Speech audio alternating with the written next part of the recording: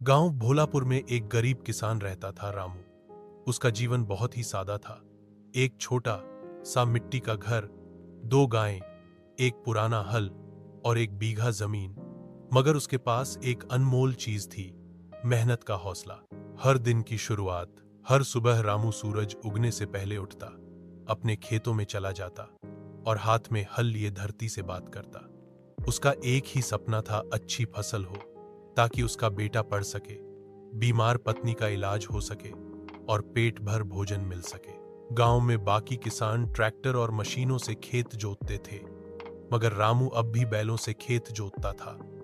लोग हंसते थे, पर वह मुस्कुराकर कहता, मेरे बैल मेरे साथी हैं और मेरी मेहनत मेरी ताकत।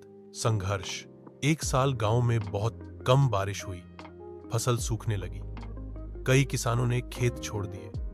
रामू के पास न ट्यूबवेल था न पैसे, मगर उसने हार नहीं मानी। दिन रात खेत में पसीना बहाता, खुद पानी के घड़े भरकर लाता और पौधों को सींचता। पत्नी बोली, इतना सब करने के बाद भी क्या होगा रामू?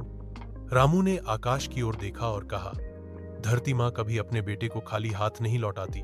परिणाम, कई महीनों की मेहनत के बाद जब बाकी खेत सूखे थे, रामू का खेत हरा था। सब चकित थे। वह अकेला किसान था जिसकी फसल तैयार हुई। रामू ने अपनी फसल से कुछ अन्न बेचा, कुछ घर रखा और बाकी गांव के जरूरतमंदों में बांट दिया। सम्मान। कुछ महीनों बाद जिला अधिकारी गांव आए। रामू की मेहनत की कहानी पूरे जिले में फैल गई थी। उसे धरती का बेटा कहकर सम्मानित किया गया। जब उनसे पूछा गया कि आपने यह सब कैसे किया, तो रामू ने सिर झुकाकर कहा, मिट्टी से प्यार करो, वो सोना बन जाएगी। सीख। यह कहानी हमें सिखाती है कि गरीब होना कोई कमजोरी नहीं, बल्कि सच्ची ताकत है मेहनत और हौसले में। रामू जैसे किसान ही असली हीरो होते हैं, जो चुपचाप धरती को जीवन देते हैं।